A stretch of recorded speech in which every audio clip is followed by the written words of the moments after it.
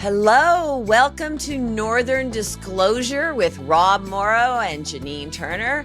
We're thrilled you're with us today where we walk through every episode of Northern Exposure. Today is Season 2, Episode 3, one of my all-time favorites, All is Vanity. And we have special guests today. We have Andy Schneider and Diane Frolov. We call them Andy and Diane. And they are executive producers and supervising producers and writers, and they're Emmy Award winners, and we're family, and we're thrilled that they're with us today. We're going to hear all kinds of behind the scenes about this particular episode and just how it works in general. I want to ask questions like, what does a supervising producer actually do? Because we were separate from them. We were way up in the north to the future, and they were in Los Angeles. But Rob, hello. Hey Janine, you look cute. How you doing? Thank you. I think I might stick with this hair. What do you think? Yeah, I doubt it. Every week, so here's the thing, you guys listening in the audience, you can be listening wherever you get your podcasts, or you can be watching us on YouTube on the Northern Disclosure channel, and you can see how cute Janine is. But you could also see that pretty much every episode she has a different color hair. So you maybe we'll start a little subcategory of voters. People will vote on which one they like best. I have my favorite. Gaga. I'm the Lady Gaga. You're the Lady Gaga of podcasts. Well, I love that. Did you just say this was your favorite? I'm just curious. No. Well, yes, no. My favorite was when Corbett was on. It was just kind of wild. I'm talking hairstyle. Oh, you liked the blonde. Okay. Yes. Okay. Yeah. Okay, fine. But enough about me. Let's talk about you. What do you think about me? But I love that. First of all, I love that this is one of your favorite episodes. What is it that is made it one of your favorites? I thought the writing, of course, was simply brilliant, and the way the three storylines were all equally as fantastic. And a lot of times, the third storyline is sort of like, okay. But each storyline was simply mesmerizing. And the way they worked in with each other, the profound lines, which, we always write down our favorite lines that happened, the way that the man died and they didn't know who he was. And that was very moving. Started to love him, and the town halls. I always love the town halls.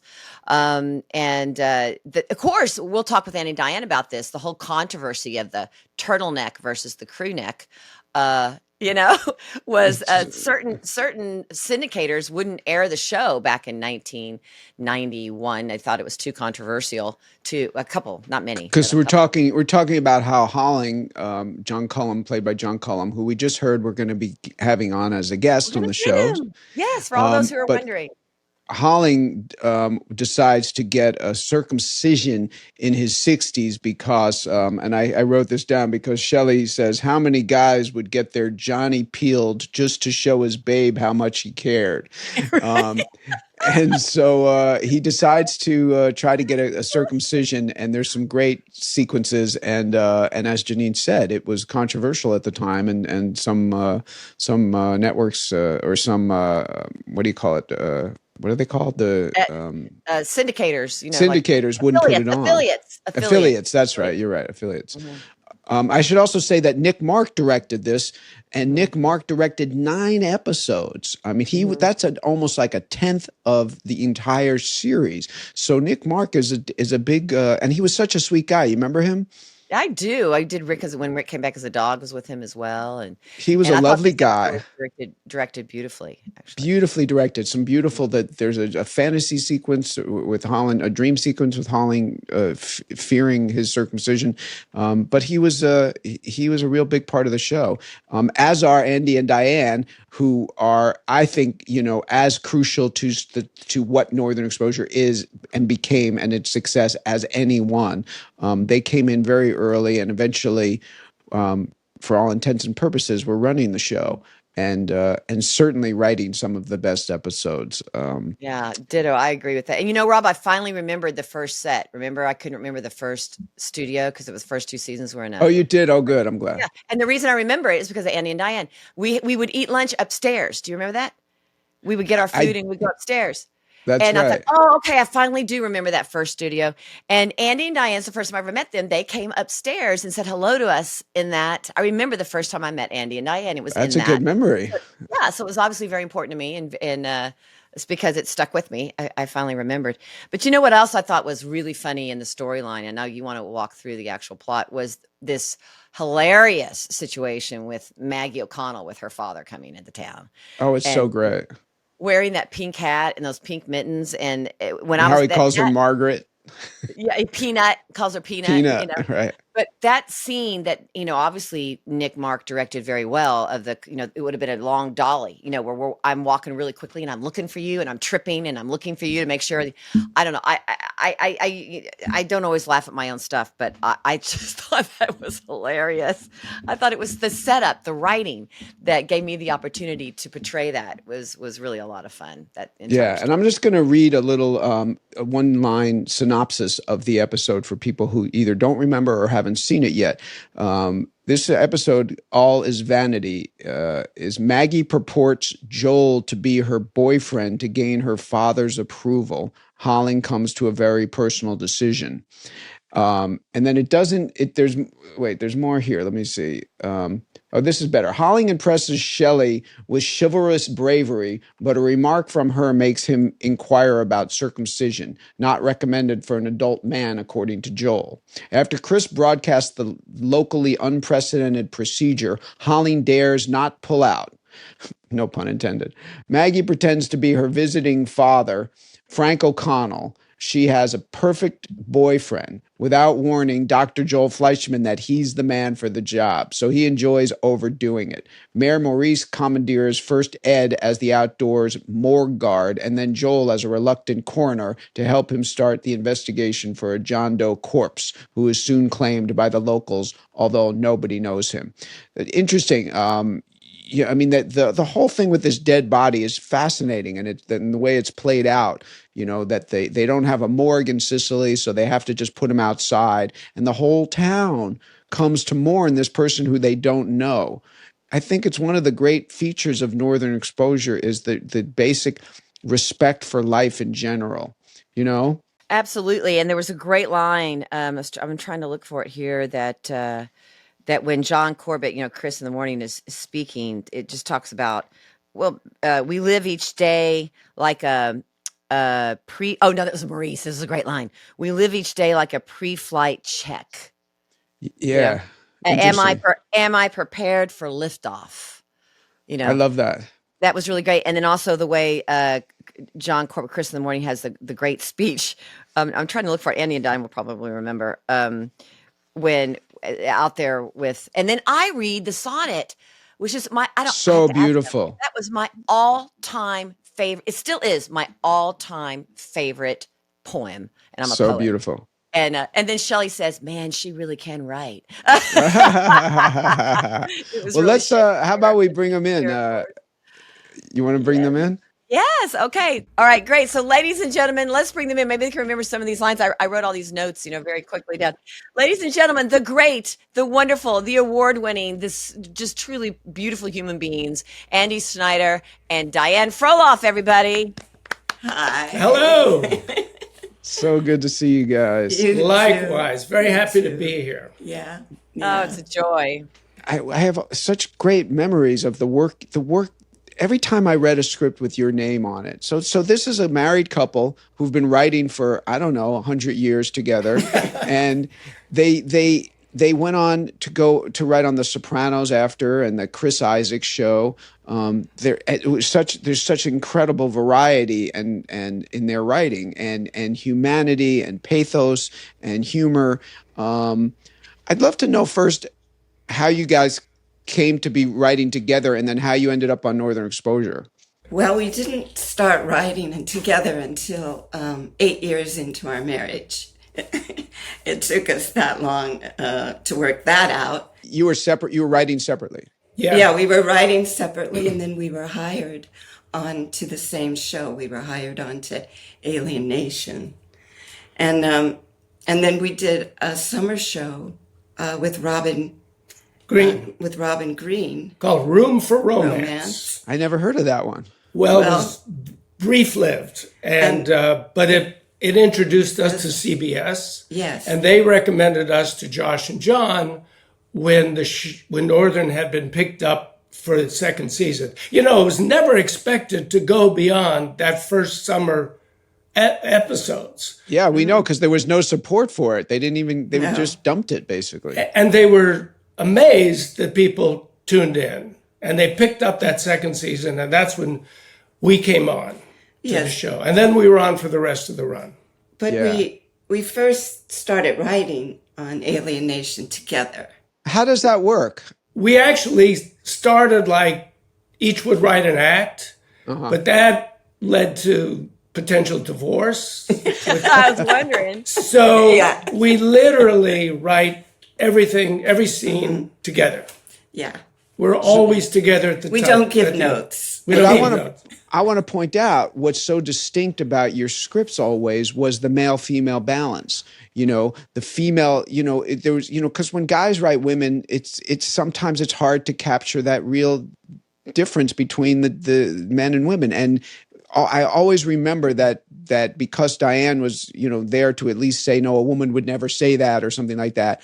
Or Andy would have some, thoughts about how a guy would be. I thought that it gave a great balance. I would assume that aspect worked into all your writing. Yeah, but Diane would be a little more direct. She would say, "Don't do that. Women hate that." Right. Yeah, I'm sure. I love the title, All is Vanity. I've remembered that forever. And then, of course, it's from Ecclesiastes. 1:2, all is vanity and a chasing after the wind. When Solomon is finally like, what's life all about? All is vanity. Talk about how you came up with that title, because I think that was just a great title. That was you. That was me. Diane had many, many years in the Lutheran Church. Yeah. So she was very conversant with Old and New Testament. So, and that was the theme of the episode. In every episode we wrote, we would always look for some kind of unifying theme. And each of those stories is a reflection of that, which comes together at the funeral. Where would the themes come from? Would they be, because you would break a story with Josh and John, or just on your own? How would that work? And then the theme would emerge after you started writing or before? It depended. Sometimes the theme would come first. And sometimes as we were developing the story, we would say, oh, this is what it's about. We always ask ourselves, what is this about? What are we saying here? So, we might have nifty ideas for stories, but the question is, how do they tie together? How do we make this feel, even though they're disparate stories, how do we make it feel like a whole in some way? Well, I have a question. Would y'all get together in a production meeting, and kind of plan out this whole second season? Like let's establish Maggie's father, and let's bring, Fleischman in, because it was kind of almost the flirtiest Fleischman and O'Connell had ever been. Rob and I talked about that scene outside with the spaghetti straps, when I gave him closure for Elaine was sort of the beginning. But it's kind of stepping up. You could see the electricity, and the banter wasn't always so rough. It was a little flirtatious. But do you plan out the whole second season and say, these are the character arcs that we want to see in this particular season? And is Josh in the room with you when you're doing that? Sometimes we would have a vague notion of where we'd want to go, but the episodes and the seasons almost had a life of their own, and they would sort of point you how far to go, when to pull back. There was very rarely a grand scheme. We were also watching you, and seeing, oh, this works, and this is good, or this really annoys Maggie. So we got it. That's interesting because as Janine pointed out, a couple episodes ago, she plays my surrogate fiance, and here I come in and play it. We turn the tables, and I'm playing her surrogate boyfriend. Which must have come. You must be kind of building on that. What the thematically. We have the body, the story of the John Doe body. A guy shows up in Joel's waiting room, and he's dead, and nobody knows who he is, and the town has to deal with the corpse without having a coroner or a morgue. And then you have Janine's story, Maggie's story, Margaret's story, Peanut's story, how she tells her father that she's got this, classically, catch a Jewish doctor from New York, and then we have the circumcision storyline with Holling. I can see the circumcision one seems like an interesting kind of ironic twist on Vanity, but I guess the dead body is the notion of mortality and ultimate vanity. Chasing after the wind. All is But vanity. what is chasing after the wind. how is the vanity of Janine's storyline, Maggie's storyline? Well, she wants to please her father. She wants to present herself in the image that she knows he'll like, or she believes that he'll like. So that's her vanity. She wants to live up to what she thinks her father wants. Janine, we got to compliment your performance, because here's a woman who, on one hand, doesn't want to be part of her dad's world. On the other hand, is desperate for his approval. And your sense of your push-pull in that was so palpable, and your vulnerability in that situation was just great. I so agree, and how adorable you look in that pink hat and the frilly collar and the gloves that have the string that's attached. The little girl. But it's all on the page. It's on the page. If it's not on the page, it's not on the stage. And y'all wrote it. And some of these. Thank you for that compliment, by the way. I really appreciate it. But you gave me those opportunities. And but the opening lines, even, it'd be fun to talk about these lines that you came up with. Oh, and they love to hear behind the scenes. The people are listening want to know behind the scenes. I have a pet peeve. And a pet peeve of mine is when someone's carrying a suitcase or a box or something, and there's nothing in it, right? Yeah. And so I wasn't going to lift those boxes off the back of the truck unless they were really heavy. It's like, make them really heavy so that I'm not looking like I'm carrying, a really airtight. But that when Fleischman walks by and he goes, "There's a little ice over there," and I'm like, "You could help." And he's got this great line like, "Oh, I wouldn't." You talk about Calamity Jane. Why would I want to interfere with Calamity Jane? You're the torchbearer of the pioneer spirit, And then I come back and say, "Why were you born, Fleischman? A mosquito has more utilitarian value. The tapeworm." Those are great lines. Those are. So did y'all not come up with that too? It was always a challenge for Maggie to insult him without using any obscenities. So we would often use insect references, lizard references, virus references to do that. You're the most obnoxious. What is it, Rob? I say it all the time. You're the most vile, odious, pernicious waste of corpuscles I've ever had the fortune to lay my eyes on. There you go. Oh, that's interesting. That's illuminating, because now we know why those are all the right. But it forces you to write better lines, right? Because curse words are easy, Yeah. And I'll say one other thing. So, Rob's whole line about helping and his Calamity Jane thing, Josh said, this was early on, he said, you can write him a ton of lines. Just have him go on and on, because he's a New Yorker and he's a talker. And if one line is good, give him 3 in there. Yeah. So that's why your speeches would often build in that way. It's funny, because I used to say that if Joel could say something one way, he'd say it 3 ways. Like it was, I mean, normally for the sake of brevity, you'd be cutting speeches because there was almost redundancy, but it was part of his character.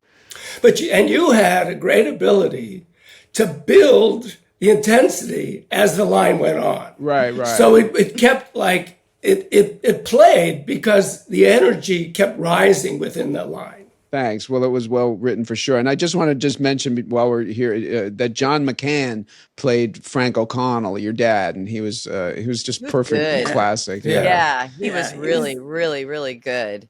He was. And Rob, some of your looks were really spot on. Oh, and Cullum had a great look. This is a tribute to John Cullum's acting. You could see him thinking, about Yeah, I whether he's agree. going to do this. And there's a simple, it's funny. Meryl Streep is always like this. Meryl Streep, there's always one moment in the movie that you remember, many moments, but there's always one moment that you walk away with remembering what she did. And John Cullum is in Holly's bar and he's thinking about whether he wants to be circumcised or not. And Joel walks in, Fleischman walks in and says, "Hey, can I have a cup of coffee or something?" And Cullum, I don't remember the exact words and it would take too much time to look it up, but Cullum says something like, "Coffee, sure." But you can tell he's not thinking about coffee at all. He's thinking about, oh, Rob walked in and what am I going to, his mind was somewhere else it was really a good acting moment. I thought that moment where he goes up to Rob and then Shelley comes up and says, "Isn't he brave, to go do this?" I also liked the twist that you give Rob at the end, the Fleischman at the end, where he's making it all look super dangerous. He kind of found a way to not do it after John Cullum comes and he's drunk at his house. And that was a sense of humanity. I think everybody in the end comes to their moment of resolve and goodness. Maggie confesses, Shelley loves him anyway. Everybody in the town loves the dead body. That's what we talk about a lot. It was so wonderful about the show is this sense of just humanity and everybody cares about one another. But that scene with Rob where he's making the scalpel look really bad at the end and whatever those instruments he's holding, like, "Okay, come on, strip now." And Shelley's like, wait. Wasn't that a pre-thought of Fleischman's to think, "I'm going to try to get out of it this way." And then he just happens to see that on his neck. What were y'all's thoughts about that? Yeah, well, he knew that Holly was desperate not to do this, but wouldn't stop it out of his vanity and love for Shelley. So it was an act of great compassion on Fleischman's part to scare him to death and scare Shelley. And I want to say, Rob, you were so tender and delicate in the scene with Holly when you're discussing the operation and, about where it's going to take place and Right. Well, there were some great lines in there.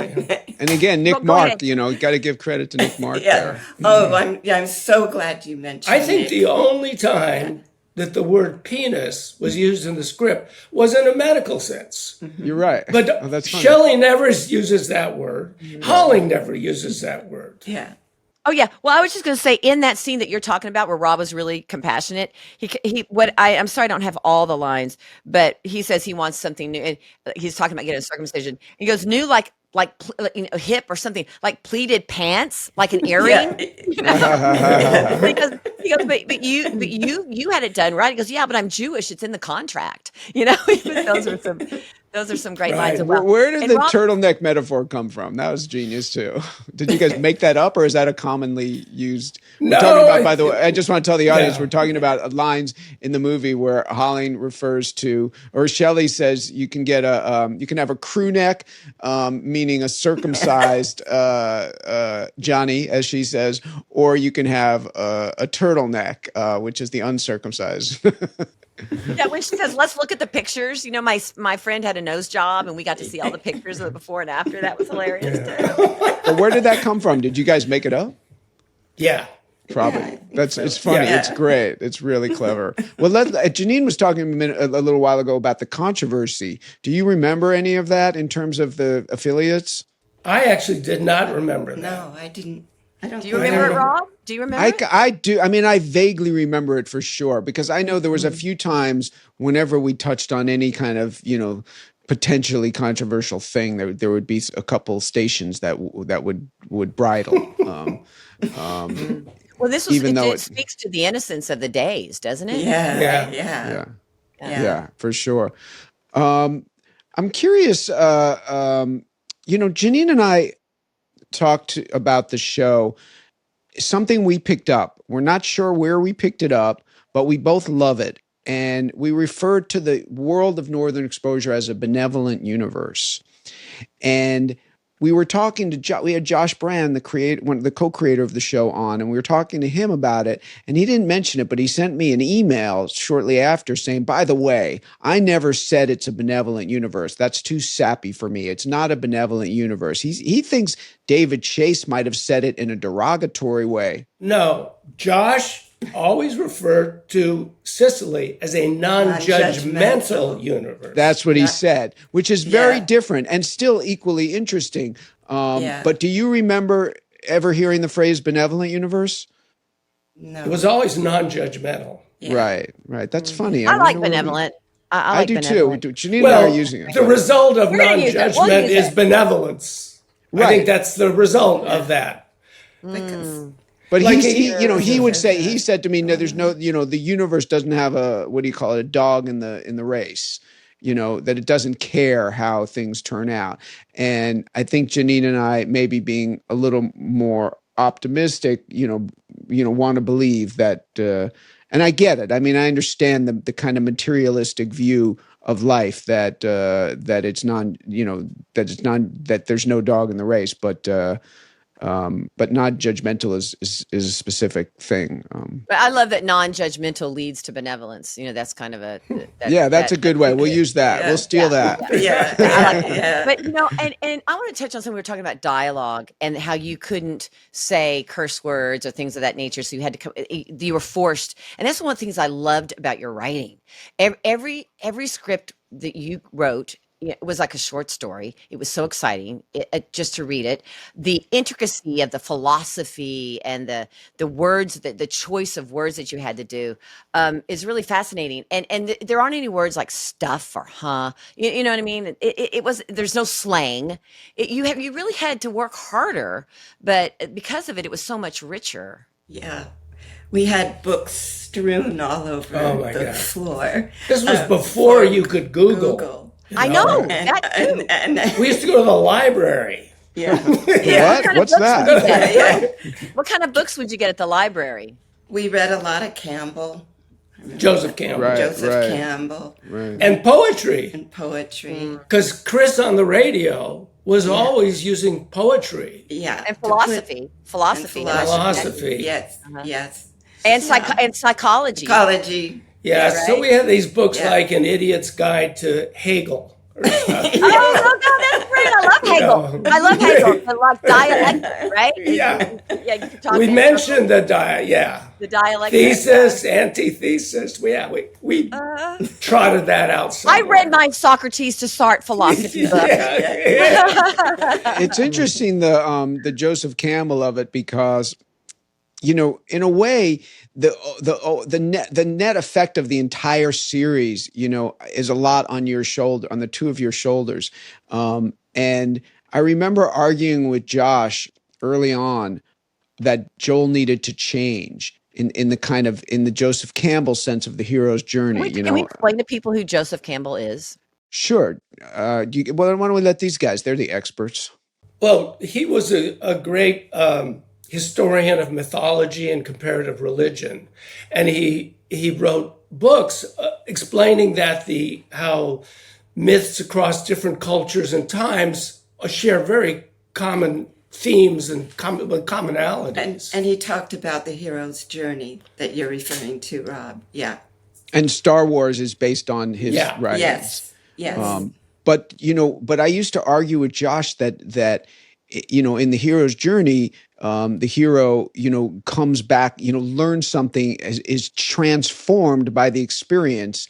And there's a lot of kind of, common imagery and that change that the hero goes through to transform and comes back to the world, to his town, to his society with some kind of knowledge or something, some gift or boon or something. I used to say Joel's got to change, because sometimes I felt like he was stagnating, like that he should have learned certain lessons by now, and I used to fight with them about wearing clothes, I wanted to wear clothes that were more reflective of the environment, not wearing loafers it just at a certain, initially it was funny, but at a certain point he would adapt. But my point is, Josh said to me, if we do 100 shows, Joel will be the same as he was on the beginning. And I remember thinking different. And then Josh and John left the show after 66 episodes. And you guys, I mean, even though David Chase came in, right, you guys were really, for all intents and purposes, kind of running the show. Is that correct? Or am I right? Yeah, we shared those We duties. shared with David. But yeah, we were executive producers then. And Yeah, we And- worked together. And you took Joel on a journey that I don't think Josh never watched any episode after 66. So he doesn't know what happened to Joel. But like, I think he really, I mean, I remember talking to you guys about it. The transformation by the end of the series was profound in terms of someone change. Well, you kind of changed, but you left and went back to your original beginning. So I don't know. Yeah, how but much- that's the hero's journey. Yes. You go So back, that's but you go the back Epic with of knowledge. Gilgamesh or the Iliad and the Odyssey. Yeah, go back. absolutely. Absolutely. You returned to your village, changed. Mm-hmm, mm-hmm. And that So that's was very much the Iliad and that's Homer, right? Absolutely. Yeah. So what was the difference between writing when Josh was there and then when he wasn't? Is there some kind of demarcation where something happened? I know story-wise things changed, but well, I just speak, Josh is brilliant. brilliant. And he really set the tone of the show. He has a great sense of humor, a great sense of irony, and it was his line, a non-judgmental universe, that we kept playing into. And we kept playing into his idea of the woods. So yeah, when he and John left, we still wanted to keep the show grounded in what it was. I think the idea of Joel's journey to that village was just part of like, well, what do we do now? How do we expand this universe? And because we also brought in another doctor, so it was like we had to do something. I wasn't very happy about that. You know, it was like, why are we trying to bring in another doctor that's like the same as Rob? I mean, that was I wanted Marilyn to be the doctor, you know, like do something really original. That's funny. Like, let's do, why are we trying to, because you couldn't replace Rob, right? It's like, No. that's a whole nother story, but that's a whole nother story. But anyway, the specific question, I guess, was about the structure of the writing. But can I ask you a question about, so what a supervising, because in these credits I noticed that Diane, you were supervising producer as well as weren't you executive producers already? No, initially they might have been. In this show, Yeah. what were your credits? Well, Yes. originally we had different credits, and then as it was clear that we were a team, and Universal says, we're not going to pay you 2 salaries. You guys are a team. But no, I think you're listed twice here. It's like, Diane, you were supervising producer, and then you both your names were listed together. Maybe that's because you both wrote it. Is that what I saw? That was possible. Yeah. Okay. But that's where I started out. And then What was your title, Andy? Because I don't know, maybe co-exec or something, because I had the more credits than. Yes. Yeah. Okay, so Diane was supervising producer, and then Andy, you were co-executive producer. So tell us what a supervising producer does. It's meaningless. No, I mean those terms are you are not so there? elastic. no. Oh yeah. No. I would, in my mind, a supervising producer would be someone that's going to the music, making sure the music's going into the looping. So who does that then? We did all of that. We did it together. We did all of that. But it was, I titles are given out for various reasons. I hadn't earned in time that title. It usually means so they can pay them less than executive producer. Yeah. That's really what it comes down. Well, I mean, who, it's all who about was pay. the person? Well, at that point, when I came on, it was Josh. He was. Josh and John were the executive producers, but they kind of bifurcated. John went on to I'll Fly Away, and Josh stayed with Northern. That's how they split their duties. See, I don't even think I knew that. Did you know that, Rob?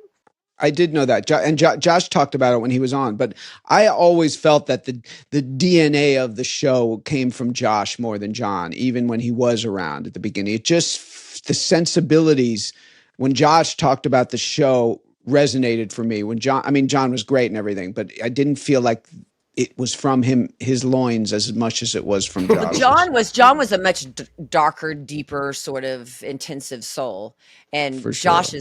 is this brilliant, but he's more cerebral and everything has a quirkiness, and he has kind of a sense of humor about things. I mean, that's just was always my hit.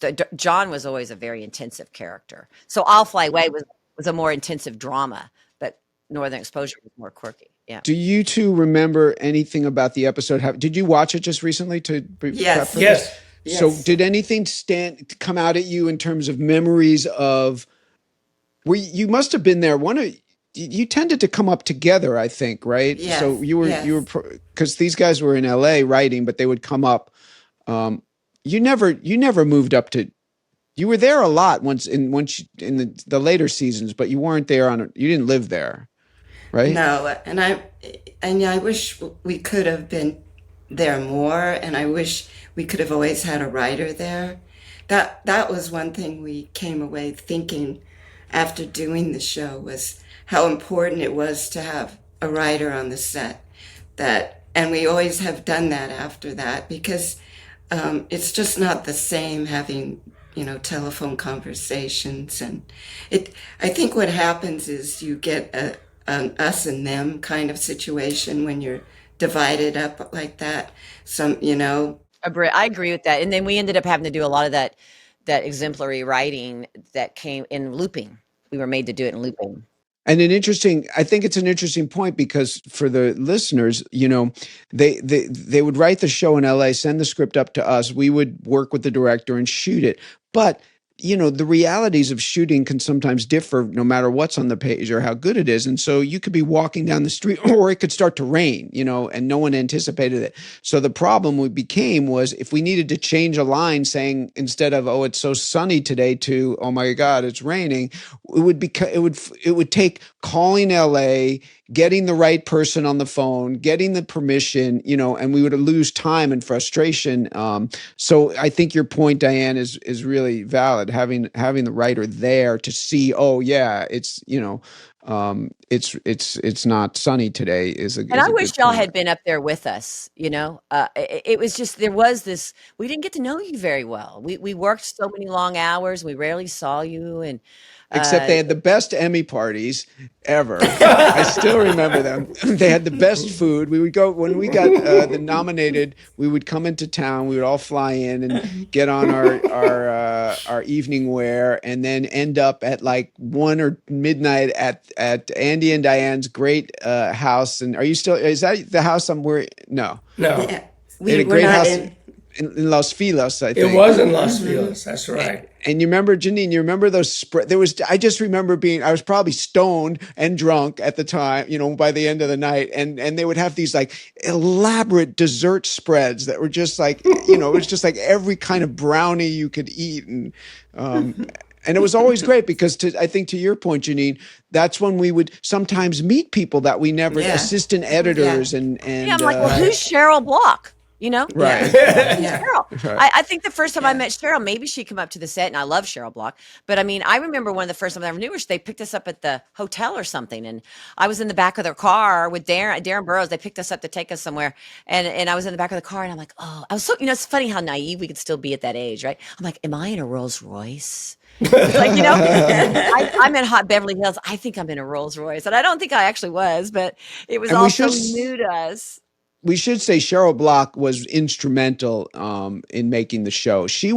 Her title is actually producer, which in television tends to mean the person who really makes it happen, in terms of getting all the elements coming together, the bridge between creative and logistics.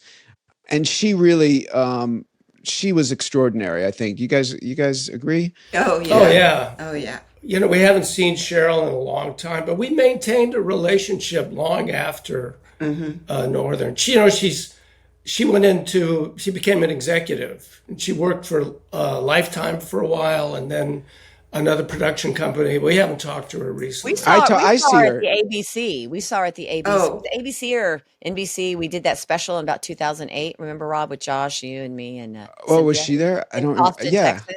She was there. Oh, that's right. Yeah. Oh, right. we saw her then. She now is has a company with Leslie Linka Glotter, and they do interesting TV. They just did that Robert De Niro Netflix show, post-apocalyptic thing that was really interesting.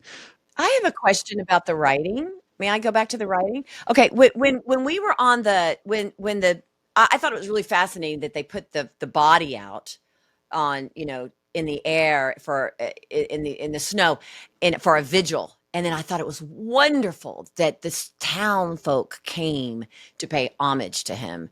And then they left those little bitty trinkets, like little plastic yo-yos or whatever, on his table with him. And then Rob, did you catch it too? There was this great shot with a little deer. I know. I was like, what? And it just happened to be there. Yeah. Right? And then we had that totem pole. The totem pole was, I don't know if we moved it or whatever we did. It was always there, but there was the totem pole. There was the deer. There were mounds and mounds of snow. And I'm really interested that we brought more snow in, because I don't think we ever got that much snow. And then you had but did y'all write in the script? And geez, I wish I had them all. How I wish I had all those scripts. But I mean, did y'all write in the, do you have all of them? Every single one. Every one that I was in. I don't know. Maybe but I kept my favorites, and maybe they're just. I have a huge storage house, so they're probably in there. But when the little, like, the yo-yos were put on the table with the man who had passed with his body there. Did y'all write that in the script? Yes, I don't remember how many specifics, but we did write that idea that they were honoring him with little things, little offerings. So I'm sure offerings. Yeah, I'm sure it was Nick had something to do with the specifics of and Woody, the production designer. He was very creative. Woody. I was going to say one thing about putting the body out on a table in the middle of town. We were always looking for ways to play the town and play the environment, even though some of it was crazy, but people believed it. People would say, I grew up in a town just like Sicily. And it is true, like in the winter, at that part of Alaska or north, you can't dig in the ground. It's permafrost. And you have to store the bodies outside or somewhere where it stays very cold.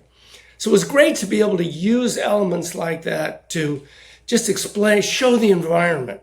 And just the historic aspect of life that people miss. And ironically, I think that's why it's so popular even today, is people miss that simplicity of life. It's like, oh, there's not a corner, oh, wow. People had to exist in the Wild West or in the North, or they had to figure out a way to make things work amongst themselves. It's really sort of federalism at its best, that they have their own town hall and they're going to figure it out themselves.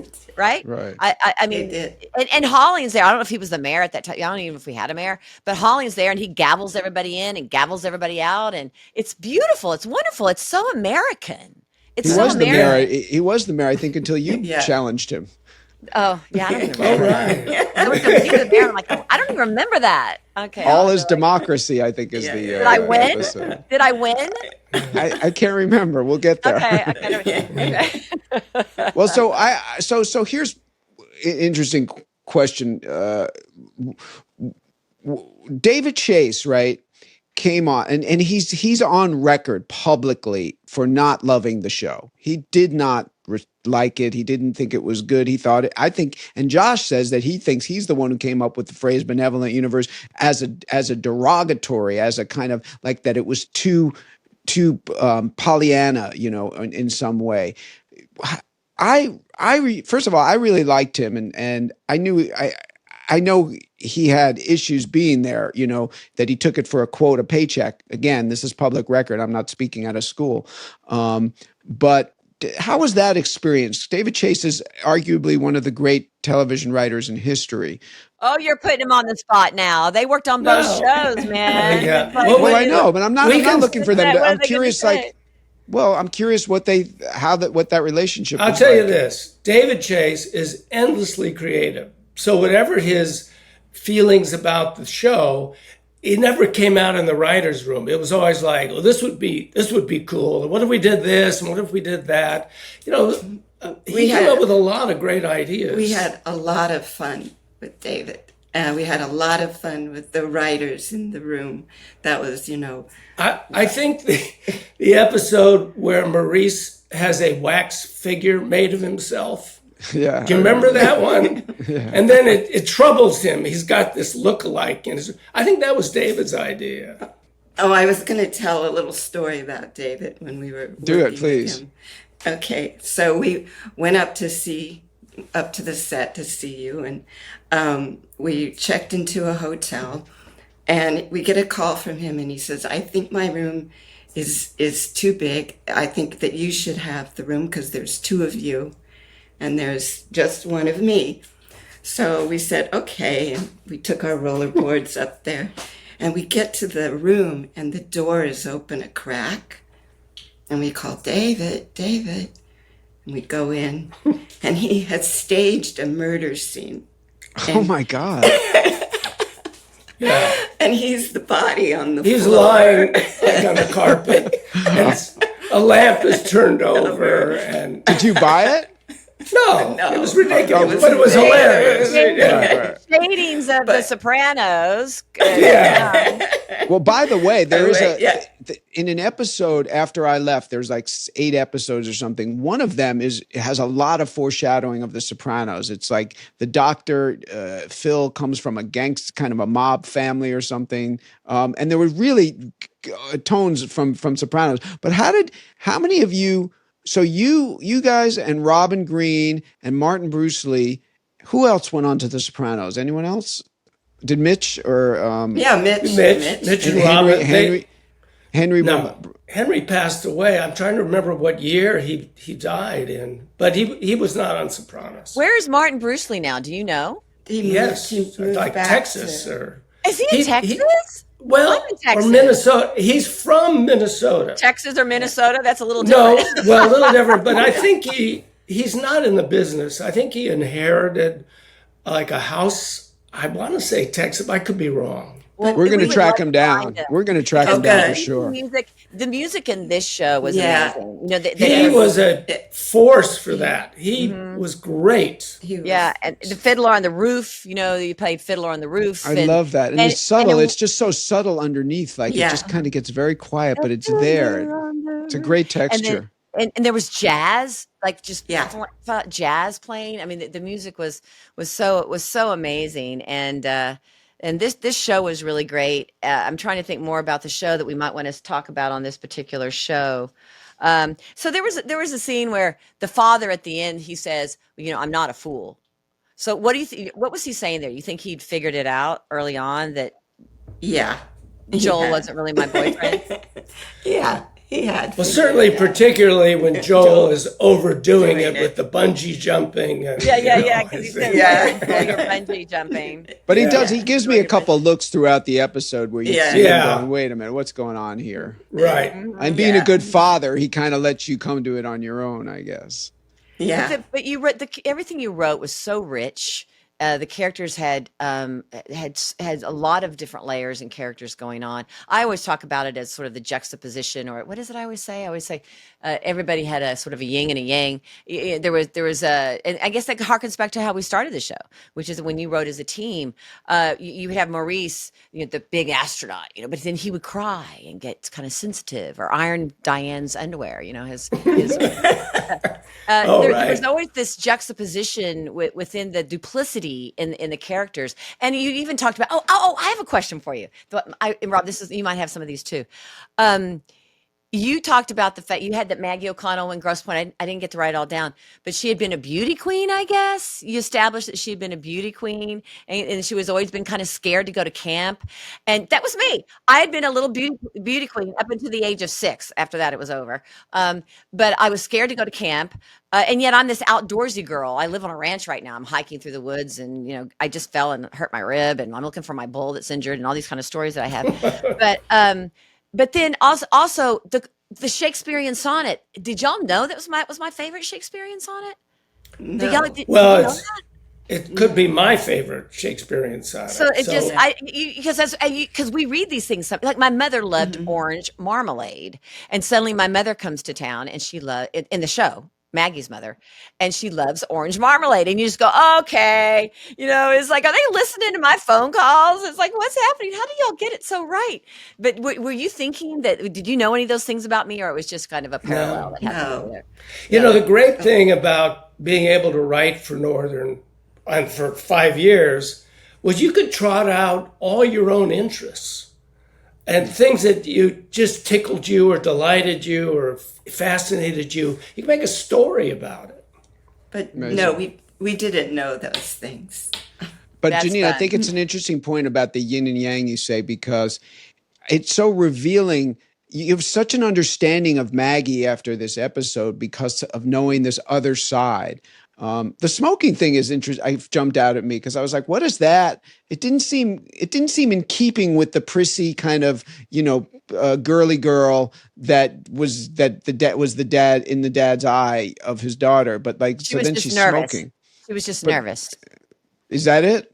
Yeah, I think so. She was just nervous. I could also argue. I could also argue that, like her mother's generation, Smoked. Everybody smoked. And Right. that was a sign of sophistication. There you go. Yeah. I mean, that's the way it looked. The way There the you go. way That's you what were I was kind smoking, of holding the cigarette. Yeah. Right. And Yeah. do you prep the directors? Do you sit down with the directors and say, okay, when she lights this cigarette, it's a sign of society of the times of her mother. Do you give them these little kind of insights? At least here and there. I know you can't do it on Yes. every. We do. We I do. don't remember that specific one. We do. But We- we always have tone meetings with the director. Yeah. And they go through each scene and talk about them, and the director will say, "Here's what I'm trying to do." For instance, the dream sequence, what was the rules about dream sequences? Because I think it'd be interesting, Janine, maybe if someone cut together all the dream sequences, because so they were, great. and this particular one was very funny and poignant. It's where Holling is imagining the nightmare of having a circumcision, and the town is there like they are, watching the dead body in town. They're there kind of as spectators. Hilarious. We're all there to watch the circumcision. I mean, it's hilarious. And I started to watch the next episode. It kind of went to the next one, and I saw that I'm having a dream sequence where I'm all dressed up in black lace and we're playing Clue or something. What do we I don't remember that one. And I'm like, don't leave, Joel, don't leave, Joel, don't leave, Joel. And those were always so fun for me because I could get all dolled up. I loved that. Because here I played this no makeup, outdoorsy girl, but I still had this kind of Janine in me too. That was a Texas girl. I love to be able to have these flashbacks or these dreams where I could put on a lot of makeup and slick my hair back. And those, I was always like, yay, I get to play dress up today. The makeup artist, Joni were there rules about those, or anything like guiding principles, or how often you could do them, or because they came and went? There were phases where we wouldn't have them.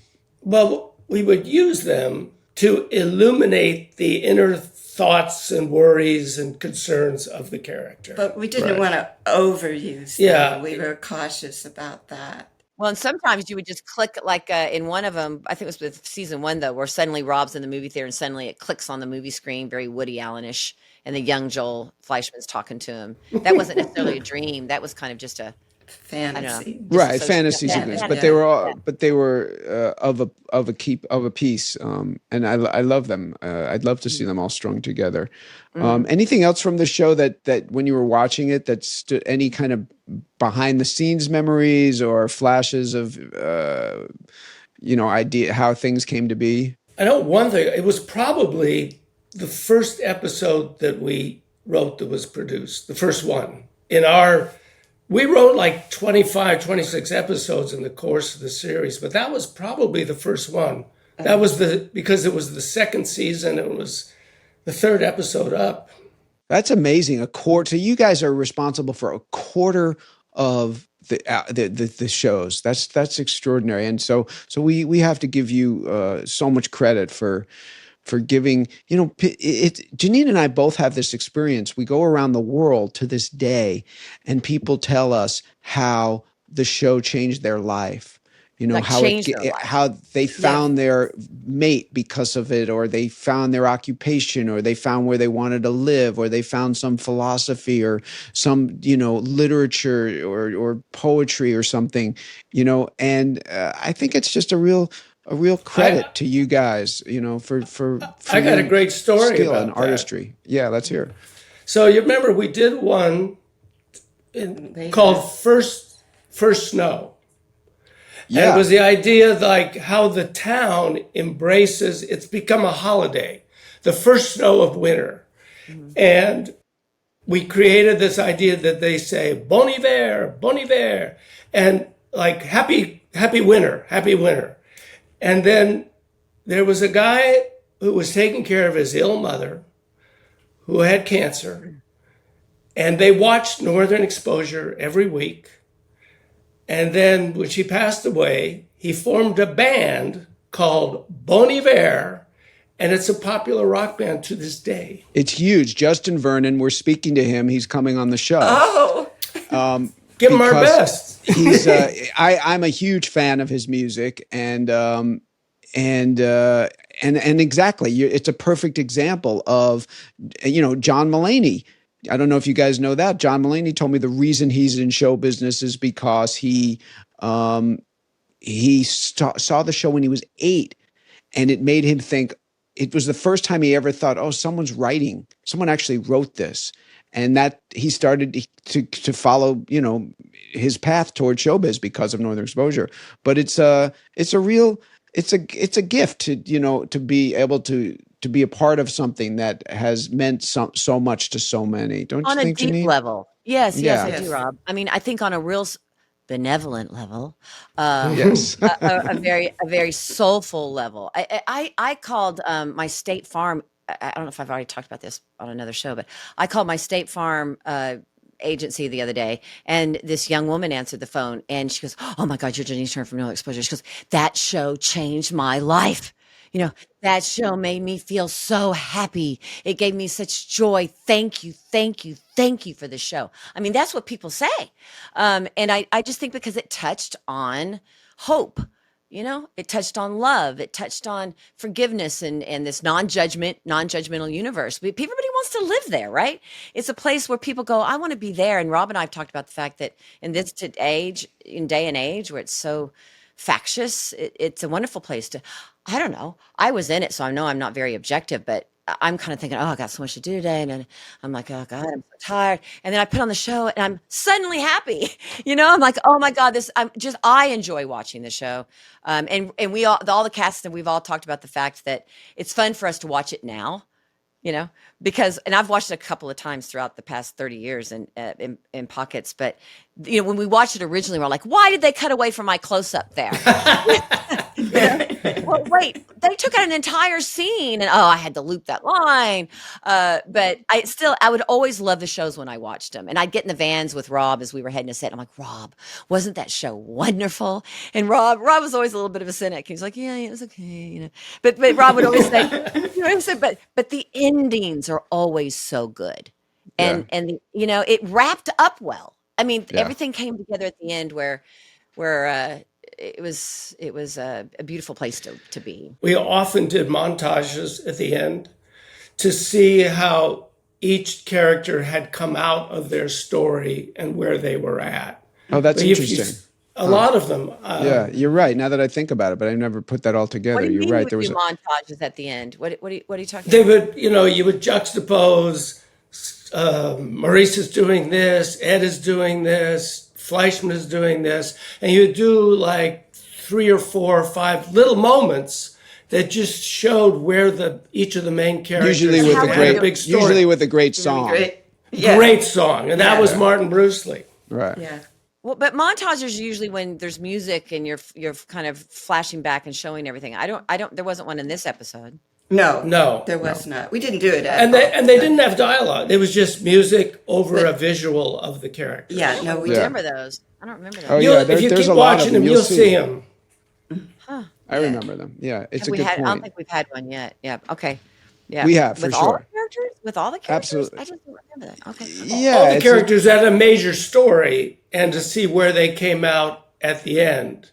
So if there was a big Maggie story, and we would have a little moment with Maggie doing something at the end, being thoughtful, doing this, doing that. Yeah. That So must have just come to later. show, Yeah.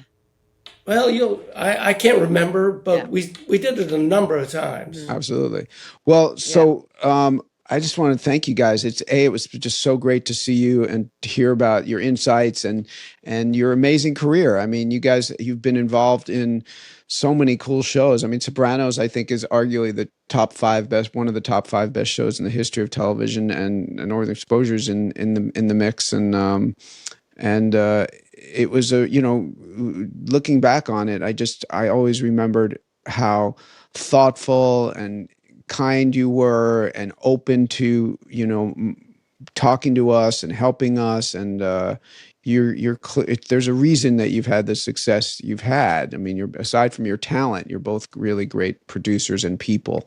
So it's nice to look at you. I haven't seen you in ages. No. And you look great, both of you. Just look exactly the same. It's so much fun to see you. To see you both. Well, you have to come back, because to have written so many episodes and executive. Oh yeah, 25 episodes. You're gonna see us a lot. We're bringing you back. We'll take that that. as a commitment. All right. Yes, This was a great pleasure. Yeah, Just we're remember very something. grateful for this, and and we have so much gratitude for being able to do that show with you guys, and it was a wonderful time for us. Cool. So, It was a wonderful time for us, and I think that's why we're doing this, because and I'm so happy the show is streaming, because I believe it's a classic show that's timeless, and the rising generations don't have DVD players anymore. So it's great that it's streaming and people have the opportunity to see it, and that we can, and that this is kind of a nice sort of a kind of package where people can hear a little behind the scenes, and it gives the show a real legacy, which I believe it deserves. And you both are a big part of that legacy and made it happen. As I said, if it's not on the stage, if it's not on the page, right? All right. I love that You phrase, did by it the way, okay. Janine. Yeah. Oh, That's a good thanks. phrase. So do we. We love that phrase. All right. So we're out of here, huh? Okay. Well, thank you. Thank you. Come thank back. you. You're so welcome. It was a So pleasure. much, Yeah. so much. Yeah. And Rob, okay, we'll be back next week with season 2, episode 4. And thanks for joining us. And we'll be back next week. We're signing off, O'Connell and Fleischman. Actually, it's probably better to be Fleischman O'Connell. In your dreams, Fleischman.